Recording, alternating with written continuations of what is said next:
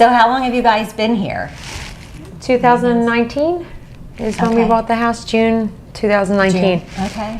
Because it was right before COVID, because we started to meet everybody, and then everybody disappeared.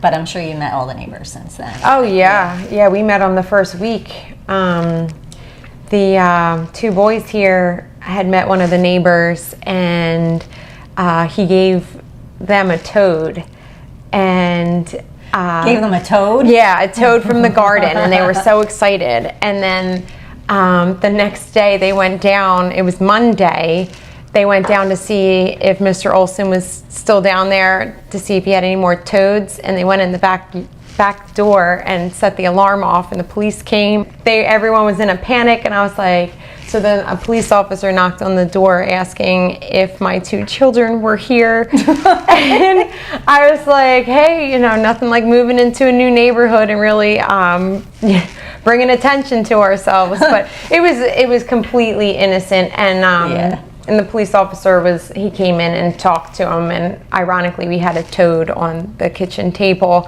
which distracted him. If you remember, we probably saw like 22 houses with you before, because we had our previous home, which was supposed to be our forever home.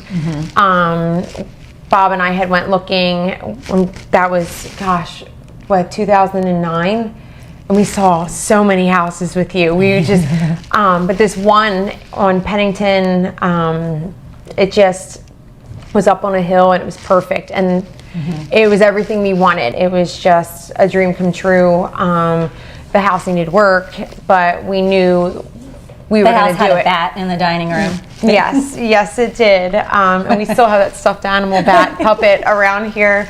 It creeps me out. It creeps you out? Yeah, well, imagine going in and there being a bat right in the curtains.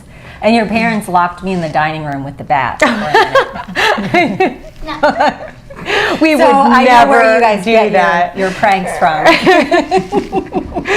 But we were doing everything that we thought we needed to do for it to be a forever home. And then we had autumn, and then things kind of slowed down. And then when we had the boys, all the house projects completely stopped. And then we didn't know that Cooper was going to be in a wheelchair. So we knew we were having triplets, but it wasn't until, I guess it was 2018, he got his first wheelchair, and it didn't fit in the kitchen. We literally built the kitchen ourselves. Like, him and my dad redid everything to what I wanted, and we put an oversized island in and everything. And then it was like, if we knew ahead of time, like, we wouldn't have done that. We had 3 contractors come out, and we were like, what can we do to make this more handicap accessible? Like, because he was living in the living room. We didn't have a bedroom on the first floor. And the one guy came in, he said it was $50,000 to $75,000 just to add on a bedroom for him, and that still didn't give him access to the rest of the house. So I looked at him and I was like, it's cheaper to move. And he's like, we're not moving. So I'm like painting and this and that, and then I text you, I'm like, hey, remember me?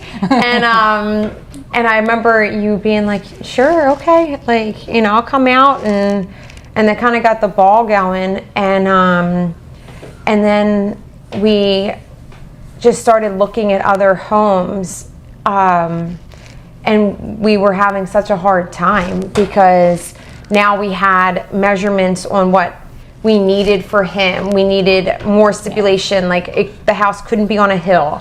The house couldn't, what else was there? There had to have access to like certain things for a handicap bathroom on the first floor. We had to have a big enough room for him to be able to live and have a bedroom on the first floor.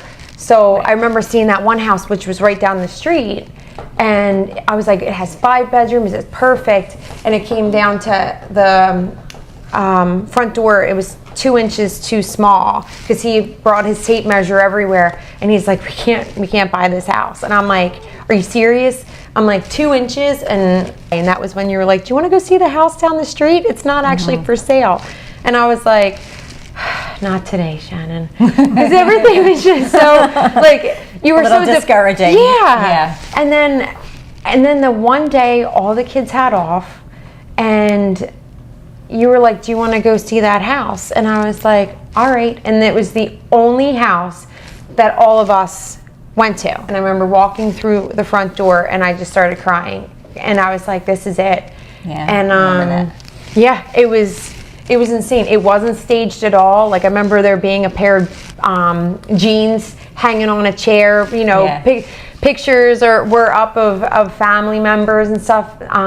Not like these homes that you typically see that are on the market. Right. It was just, you know, use your imagination. Like, can you see yourself here? And it was just, we had wide enough doorways. The front room he used as an office, and I'm like, this is going to be Cooper's room. And sure enough, it worked out. Like, insane how it was a letter you had put in the mailbox. Yeah, these owners contacted their agent because they were planning on selling in a year.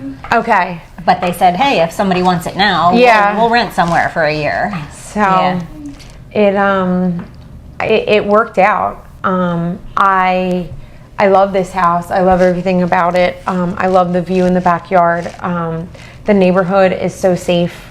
The kids are out playing all the time. It's nice and flat. He can use his medical equipment to, like his walker, he can walk down. There's no like fear that he's going to get hurt, or like there's no hill that he'll like glide down. Like, we had a scare at Pennington because he did his brakes, and he started going down the driveway, which was a little slope. But the rocks stopped. So it's like stuff like that not every family has to look into when they're buying a home. And I really didn't think that we were going to ever find a house. At one point, you're just kind of like, here, okay, you know, not this one. And then with the timing, if we didn't buy when we did, there's no way we would have been able to keep up with the craziness that happened in 2020 and 2021, like the housing markets. So to me, I feel like this was definitely a blessing. One of those things where things happen for a reason, for sure. Yeah. Yeah, now I'm the HOA president. Oh, you are? Yeah. Okay. Thanks to that guy over there. And he's like, oh, it'll be easy. And it was, you start January. It was January 5th. I'm getting a phone call, and I'm like, oh my gosh, there's something about sewer tie-in. I'm like looking up what easements are, and I'm like, Bob, I'm gonna kill you. I'm like, I don't know what any of this stuff is. But yeah, that was a fun little surprise.